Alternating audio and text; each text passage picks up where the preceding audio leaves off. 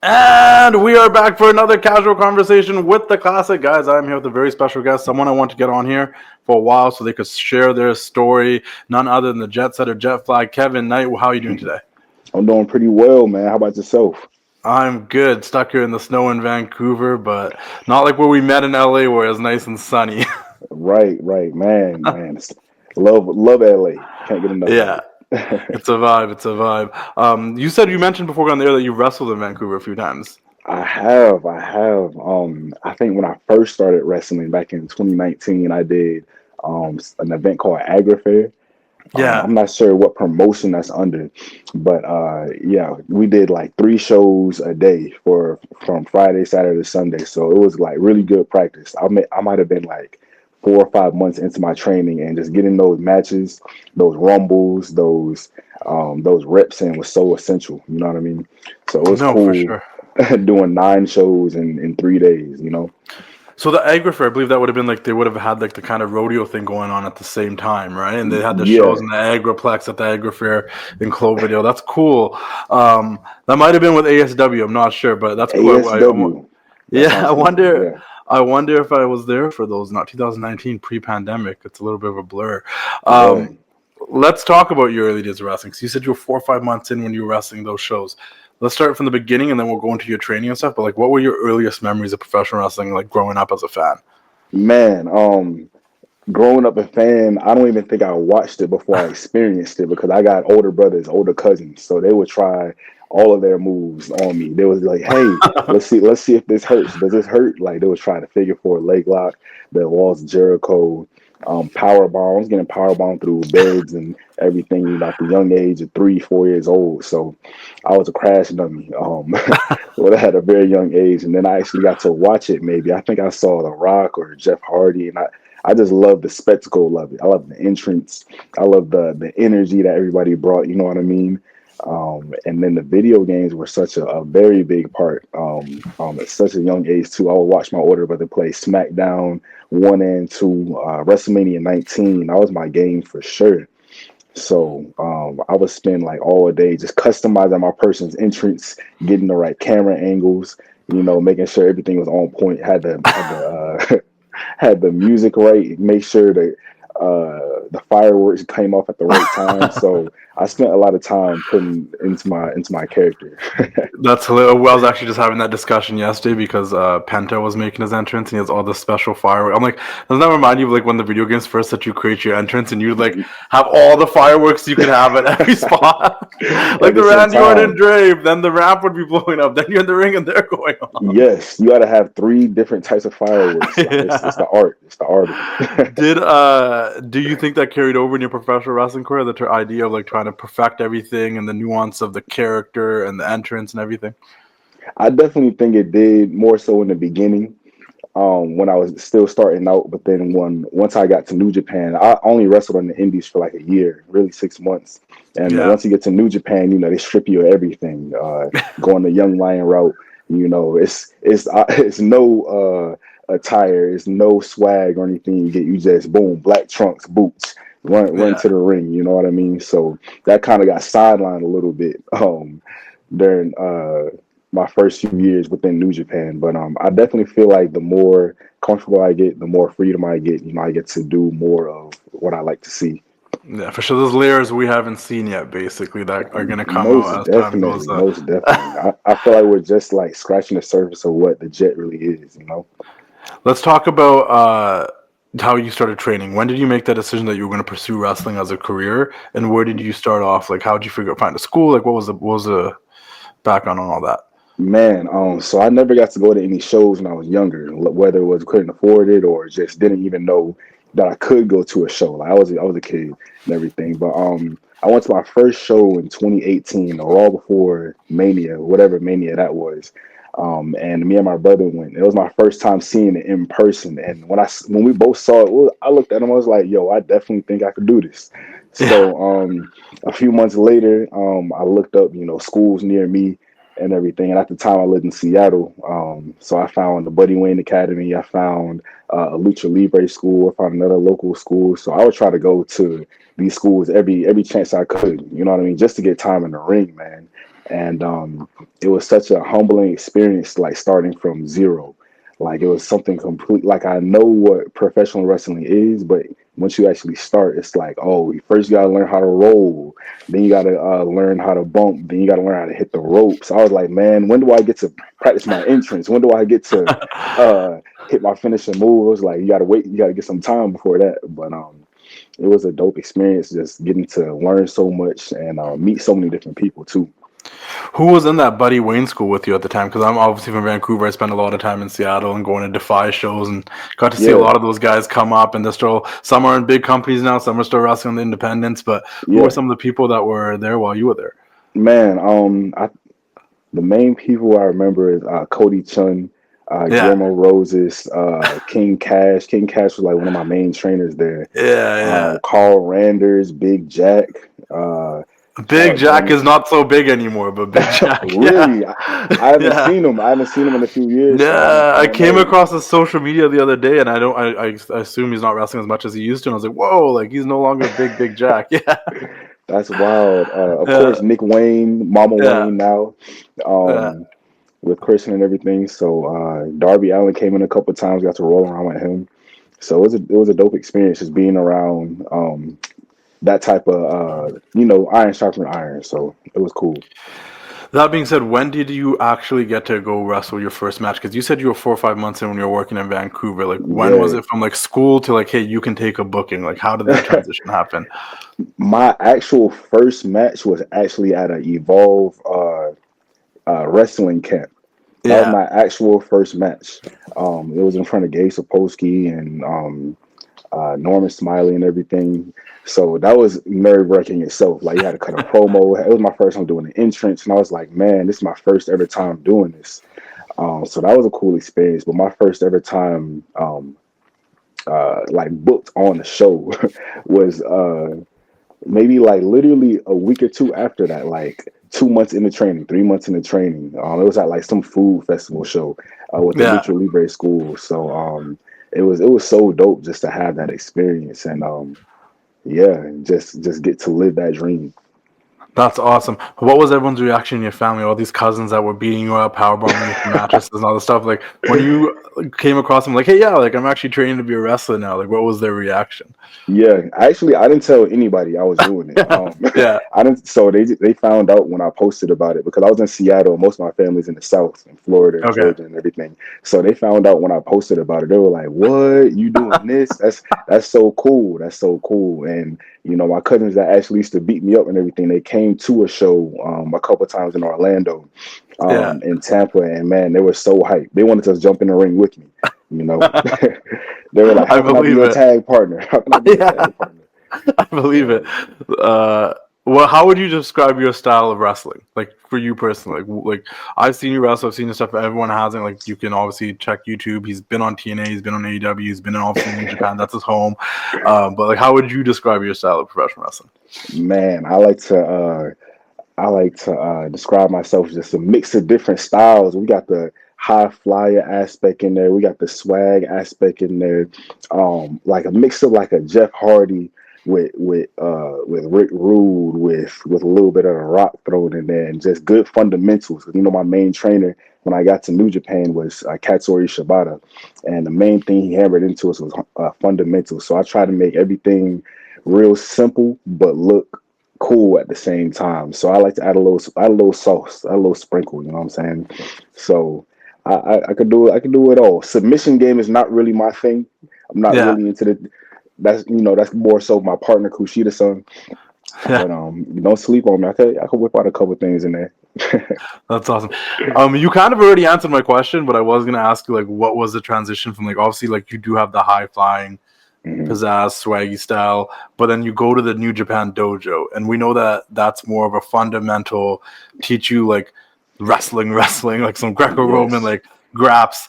How was that change for you, and what was it like training with Shibata, and like how did you end up at the dojo? Man, so That's like three I'll questions. yeah, Yeah. 3 questions. Let me see if I remember them all. How'd you end up at So the dojo? Let's start there. how did I end up at the dojo? So the people that I trained with, Cody Chun, Guillermo Roses, they Yeah. recommended, yeah, just do a New Japan tryout because Clark Connors came to in that school before too. So it Yeah. was like, yeah, they love athletes. So if you go in there and just be yourself, be an athlete, you know, you just got to work out and do the roles. They'll take interest in you. So I was like, okay, cool. Like at that point, I seen New Japan for the first time earlier that year. They did the Yeah. Super J Cup in Tacoma. That was my first time ever seeing New Japan Pro Wrestling. So I was so new to it. So I had no idea what I was signing up for. Yeah. So I did the tryout, did the squats, the push-ups, whatever it was. We did a practice match, and they ended up liking me, bringing me back for another private tryout for like a week. And ever since then, what that was like November 2019, and then the pandemic hit. So I didn't get to actually get to the dojo till like mid 2020. But once I got there, man, it was every day, 6 days a week in there, doing your squats, doing your push-ups. It was like a complete reset, you know. Alex Coughlin, shout out to Alex Coughlin. He really trained me a lot. Being in there every day, just showing me the basics. Literally, I had to start from square one, running the ropes, doing the rolls, taking the bumps, learning that Greco-Roman style. And like every day, I hated it because I was like, man, when am I ever going to use this? Like, I get the fundamentals, but when am I ever going to use this? But you know, I stayed the course. And those fundamentals take you a long way. And the biggest thing that I learned from being a young lion is just using your voice. You know, I was always like a pretty shy, quiet person, like outside of wrestling. But the LA Dojo really brought out my voice, just being comfortable, just speaking and making noise and just making my presence be heard. So that was such a growing experience. You know what I mean? And Yeah. yeah, that really helped me simplify my style by just getting straight to the point. Getting straight to the point. I don't have to do so many extra things just to get a reaction. I can just get straight to it and do one little simple thing. You know, as a young lion, you get like 5 moves. You get a stomp, a hip toss, a tackle, a drop kick, and a Boston Crab for a finish. You know, Yeah. so you got to make it work. You got to make it Those are work. the moves they let you use. That's actually a thing. Literally it. Literally Oh, damn. So then it. then basically you're just learning how to like just work the people around you and make that work for you. That's crazy. I didn't know that. Yes. And then another thing on top of that, you talking about learning how to work the people. My first 2 years or year and a half at New Japan was during the pandemic. So we did a whole year of just in front of nobody. So Wow. not only am I learning a new style, I'm working in front of nobody. So it's like, how can I learn how to work the people when there are no people, you know? That So is insane. So they let you learn by giving you 5 moves, putting you in black trunks and black boots, and say go uh-huh. out there and give me a wrestling match and give me the best wrestling match you can with that. That's pretty. It's like a mental game in a sense. Yeah, it's definitely a mental game. You got to get creative. You got to get creative with that stuff, Yeah, you know? yeah. So Were it's you an dope. athlete prior to wrestling? Like, did you play any sports or do any of that type of stuff? Of course. Sports is like a big thing in my family. I always say my first sport was bowling. Yeah, I definitely consider that a sport. You know, you got to have good form. It's in your wrists and ankles, and you know, got to have everything in alignment. It's kind of like golf. But yeah. no, I played football growing up, ran track and field, and those are basically my two biggest sports. And I played football in college, D2 school, all 4 years and everything. So it was dope. Um, Translating that athletic ability, knowing how to move my body was pretty an easy transition when I first Yeah, started. and then not being scared to get hit and like being physical was something that was probably easy for you. I was just curious because you said like the guys at the school were like, "Hey, you're really athletic. They like that down at the dojo. You should go down there." So it just made me think like, did he play sports prior to wrestling? Which clearly you Yes, did. So that athleticism was something that I do really believe in that whole Malcolm Gladwell 10,000 hours till you most perfect definitely. something, right? So like you've put in work being athletic and doing athletic things that wrestling was a little bit probably not easier. Obviously, it's a whole different game, but Whole different beast. there's didn't little aspects of it like getting hit, maybe taking a bump that was running. Some people Yes. want to be wrestlers, but they hate running. You know what I mean? Like, The biggest thing for me is with wrestling is not even seeing myself as an athlete. I'm an artist now. Like yeah, to me, pro wrestling is such an art form, and just learning the psychology behind certain things, learning the pauses, learning the facial expressions. You're literally, it's like mixing Denzel with Saquon Barkley. Like you got to have the best of both worlds, in my opinion. So that's been the part I've been adjusting to is becoming an artist. You know. I've definitely, I mean, I've been saying this on the Wrestling Classic for years that wrestling is the greatest form of art and athleticism together. Right. And you got the athleticism down now, so I think now it's the artist part that you're focusing on because Yeah. that's the other aspect. What's the biggest thing? He's one of my favorites from New Japan, even though he dipped Mhm. for a bunch of years and came back. But what's your favorite? What's one thing you learned from Shibata that you keep with you? What's something has you ever? Is there a certain piece of advice, or was there some feedback that wasn't so great, but you learned from it? Like, what's something that came from him that really stuck with you? Man, the biggest thing is literally repetition. Repetition, repetition, repetition. You know, Shibata doesn't have the best English, so everything we learn, and I don't have the best Japanese, so we would talk through body language and the words that we did know. And the biggest thing he would say every single day is just repetition. Shibata was a great teacher in the way that he would let you make mistakes, and he would say it's okay as long as you keep getting better every time. So it was cool just to see how his mind works and he's very passionate about pro wrestling. You could tell just by the way he does things.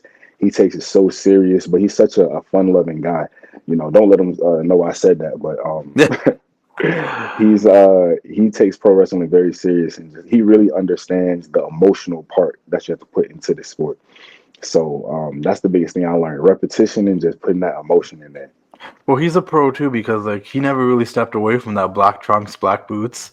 He Yep. just started adding to his persona, and a lot of it was. And I was thinking about it because the one reason was he was one of my favorites. I'm like, yo, like his whole thing is that he's the wrestler. like, like Keep it what? real Like simple. he's the wrestler in wrestling. Like and he kept it real simple, and you knew he was gonna come out there and it was gonna feel like a wrestling match and a shoot, and then he had that dope pun kick, and then it was Right. just such a simple thing that he just turned it up and it became his character, and I always thought that was Yes. super cool. And but now, to your point, we do see a lot more of the fun Shibata in AEW these days. But For sure. It's cool to get to see that side of him, but he's still yeah, that killer aspect. Like, you still don't want yeah. to mess with Shibata Well, sometimes. it gives you that Kurt Angle thing where he could be funny, but you also did not want to wrestle and fight Kurt Angle because Exactly. he'll beat you Exactly. up. Like you still knew he was a badass at the end of the day. How'd you pair up with Kushida? How did that come up? Kushida is also like a legend in this game and has been around for decades Yeah. now. Yeah. How did that pairing come about? All I can say is destiny. Perfect timing.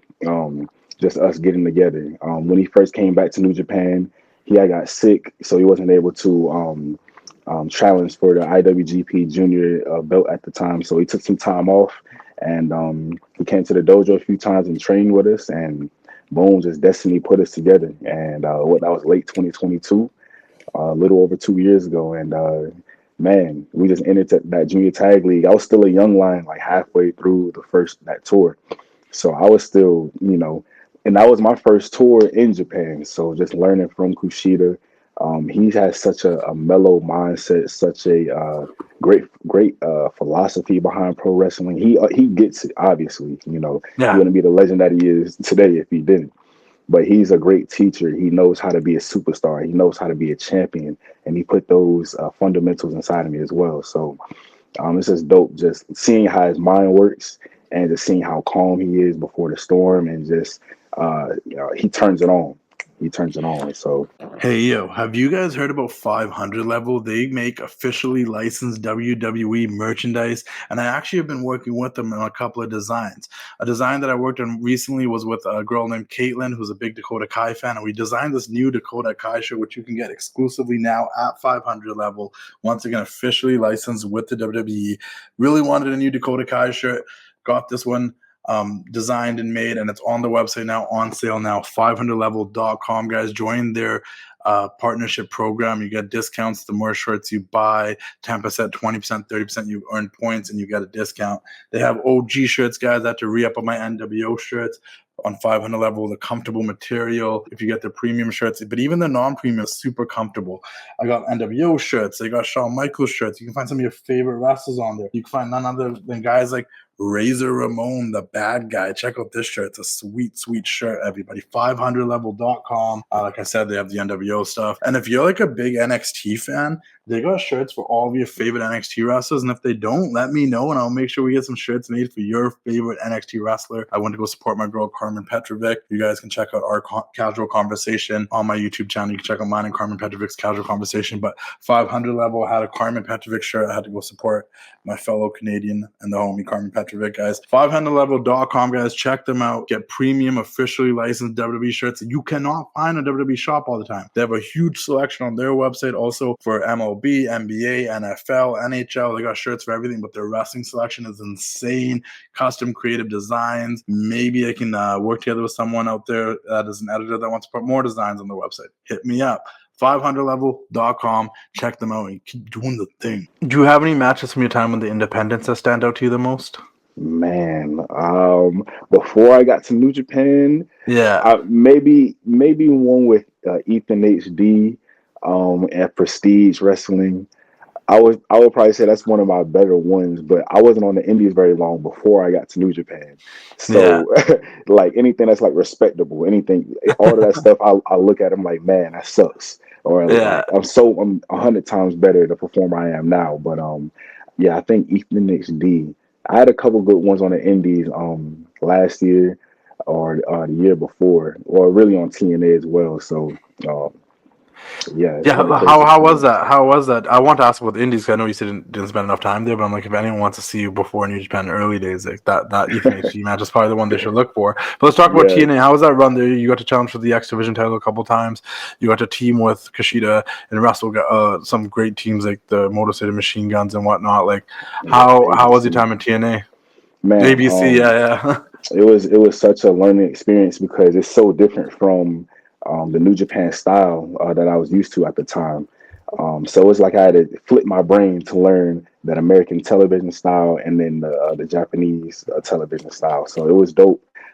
Just getting feedback in English, knowing where the hard cam is, knowing how to wrestle for television is so different than wrestling on a tour. You know what I mean? So it was so cool just to get that feedback. You got people backstage like Tommy Dreamer at the time, like Scott D'Amore, so many great wrestling brains, just to be able to pick their brain and see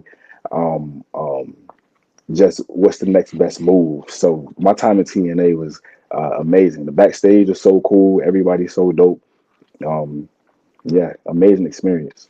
What were some of your favorite matches? You brought up ABC. I brought up the Machine Guns. I mean, it's cool that you're teaming with Kushida and you're facing off against one of his ex-partners himself with Shelley.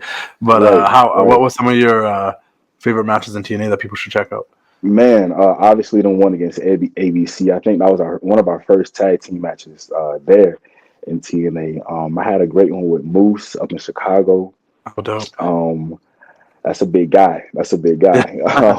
Speedball Mike Bailey always brings the best out of me. We had one in TNA, and then maybe like 2 weeks later, in the All Star Festival show. And I was up in Philly, so those two matches is top tier.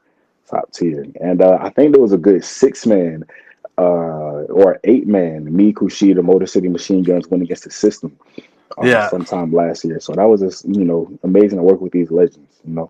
Is that a place you want to see yourself maybe going back to in the future to do some stuff? Anything's possible. Anything is possible. And TNA has so many dope things going on with the relationship with WWE and everything. It seems like the wrestling world is like all combining just in different ways.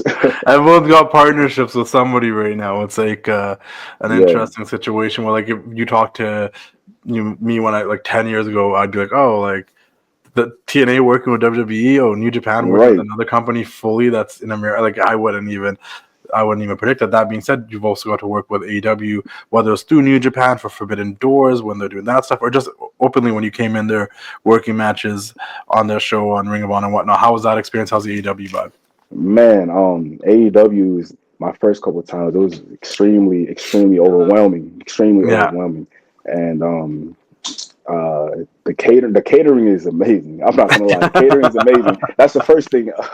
That's the first thing that I could say. And just working that style, working on TV, in front of that crowd, it was so lit. I think the first time I did Forbidden Door, I was against the Acclaimed, and they rapped on us and everything. So it was just cool, just seeing their reactions and just how passionate the AEW fans are about their product. So Oh man, I have nothing negative to say about anything in pro wrestling. Like it's all different flavors of ice cream. So How does it feel to know, New Japan's in a place right now where they're rebuilding? A lot of the talent that was there, that were the popular, non-Japanese talent, aren't there right now. But there's a new phase of talent coming up now with guys like you, Clark Connors, Gabe Kidd, etc. You're trying to rebuild that prestige of the Gaijins coming in. Do you feel like you have a spot in that right now? most definitely. Everybody has their part of it. You know, the Bullet Club is the Bullet Club. You got Yeah, Hex 22 and everybody over there doing their thing. Now you got TMDK running the show. Chaos is doing their thing. Maybe not as dominant as it used to be, but Chaos is doing their thing as well. yeah, And me and Kushida, the Jet Setters, we rocking by ourselves. Like that's how we like to rock. And man, we get to do since we're in the rebuilding phase, there's a lot of freedom to express how you want to express, be seen how you want to be seen. So it's dope to just have that opportunity to really just do your thing out there and just see how the people respond. The field is wide open. There's no guarantees in this business ever. So it's cool to just like um, start everything with these guys. no, for sure. Intergalactic Jet Setters is the name. Intergalactic, some mouthful. Who, who, Intergalactic Jet who? No, and Setters. I love it because I've always loved stuff with like intergalactic, this, that, whatever, right? But like, who came up with them? What's the idea behind it being the intergalactic jet setters? Man, it was a collaboration between Yeah, me and Kushida Son. I always feel like Kushida Son gave off a futuristic vibe. yeah, He's back to the future and everything. So I was like, man, and I'm um originally from Brooklyn, New York, raised yeah. in North Atlanta. I started wrestling in Seattle, and then got brought down to LA, and then I was over in Japan. So I feel like, man, I'm jet setting all over the country, like all Yeah. over the world and everything. And when you're from ATL, they call you an ATLian. So you're not even from here. So I Yeah. just feel like that just always went together. So it's just different worlds collide, and we're from the future, but we're working in the past, but we in the present because our presence is always a gift. You know what I mean? So Yeah. we just working in different parts of the universe and just making our mark everywhere we go. Intergalactic jet setters. I just imagine you guys like teleporting to random spots, showing up in different eras and different generations, like Right, right, right. ready to fight. We'll wrap this up pretty soon here, but first, last wrestling related question, because then I want Hmm. people to get to know you just a little bit for you. Yes, Uh, sir. what are some of your future goals right now? Say that one more time. It cut out What as are soon some of as you your said that. future What are some of your future goals right now? Future goals, man. I wanna get a shot at some singles gold this year. Me and Kushida San, I feel like we solidified ourselves as a great tag team. And I feel like people are waiting to see what I bring to the table as a singles competitor. And I feel like there's so much uncovered about the Jet. So I just want to be able to fully flesh that out and get some time as a singles competitor and just go after whether it's the IWGP Junior title, whether it's the New Japan TV title, open weight, anything. If we're still working with AEW or ROH title or World Championships, I want them all. I want all the shorties. I always compare the championships to a girlfriend of mine, a shorty of mine. So I want all of them. Yeah, fair enough. Fair enough. Let's talk about a couple things outside of wrestling, then we'll wrap this up. First things first, like, what do you enjoy doing outside of the world of wrestling? Like, what are some of your hobbies? What are some of the things you like? What don't I enjoy? What don't Yeah. I enjoy? Now when I lived in LA, I got introduced to like a whole different lifestyle. Just going to the beach, having a peaceful Sunday, just laying out, just listening to the waves crash. And it's being at the beach all the time. At Venice, especially, you see the skate culture, you see the hippie culture and everything. So I Yeah. really got into skateboarding and roller skating.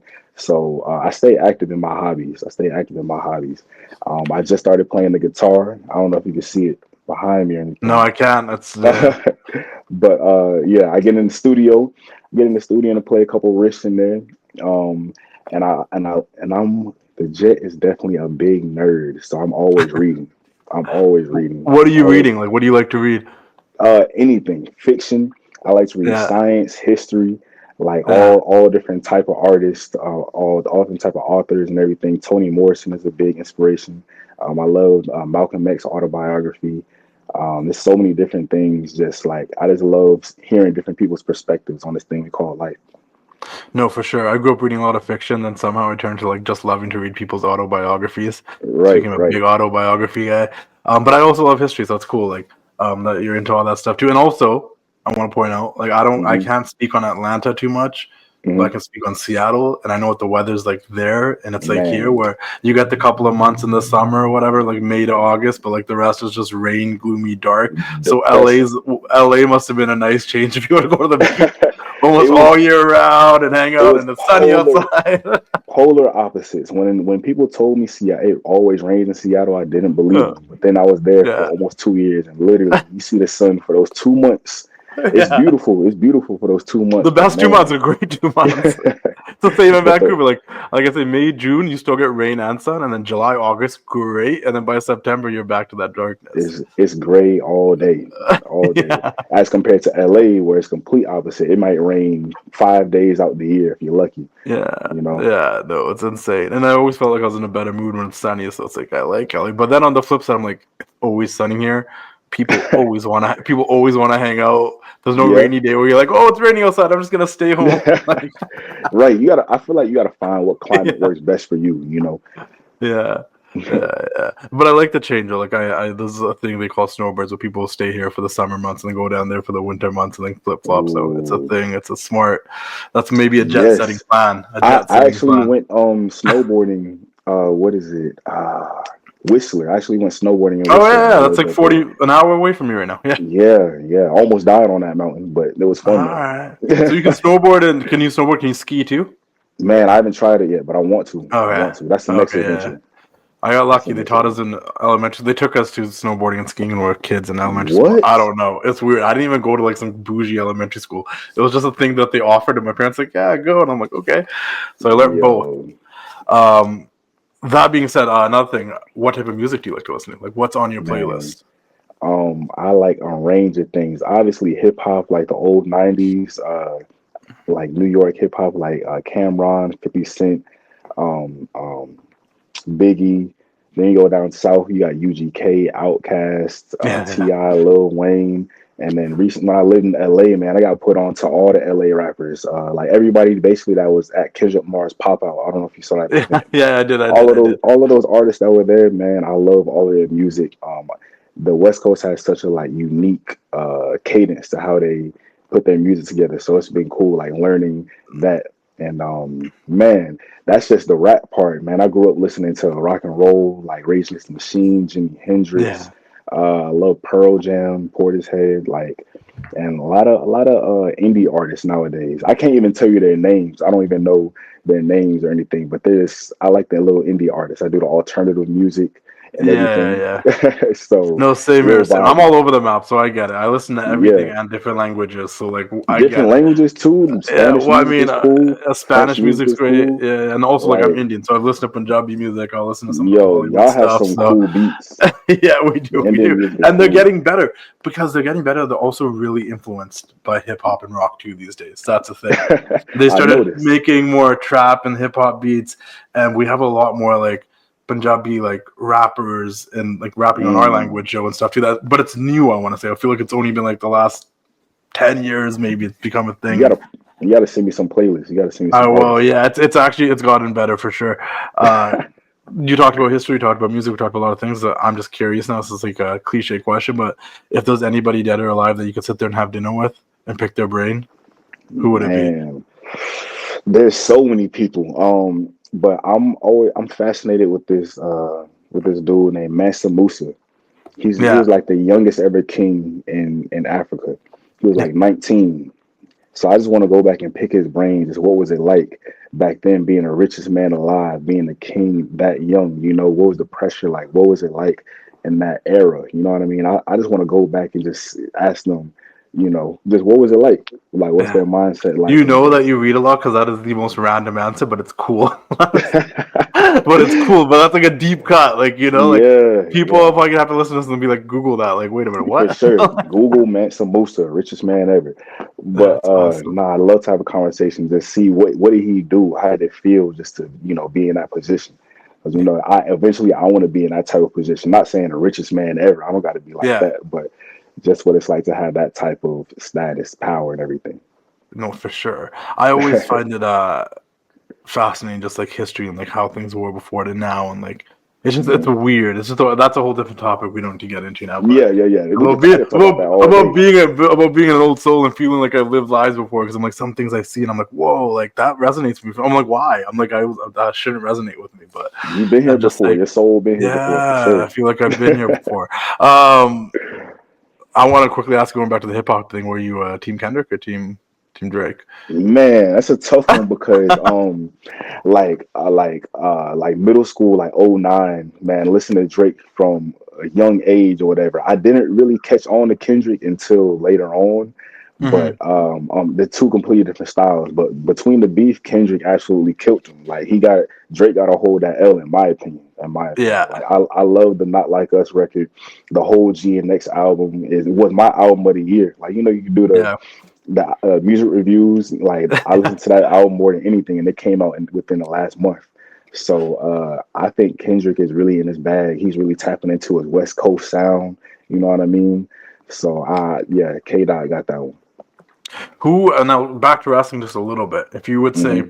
when you get to express yourself a little bit more and you get to build on your character and stuff, like who would be some of it? Because I feel like every wrestler, every actor, like they got influences, they got people that they study and want to be like. Um, I always joke around. I'm like the Jack Sparrow of the space because I'm like a pirate that's jacked content, Yeah, posted and built a page, and next thing I'm here. But like, yeah. who would be like your influence? Like, who would be some influences for you? Man, within wrestling, because I'm influenced by, like my character's influenced by people in wrestling and so many outside of wrestling. No, But both outside and inside. But who influenced you? within, I'll say like a Rick Rude or like a Gold Dust, because I just love how he embodies the spotlight. Like he's not Yeah. afraid to be the one. You know what I mean? Of course, The Rock, like how confident he is. Jeff Hardy, how innovative. I love his entrance gear and everything. So, those are like my biggest within wrestling. But outside of wrestling, man, I feel like Cameron, like Deion Sanders, 50 Cent. I love the energy that Cam Newton brings. I love just how confident they are. Did I say prime time Dion? But I just love how confident they are in themselves. So I want to bring that same energy out of the jet, to the people.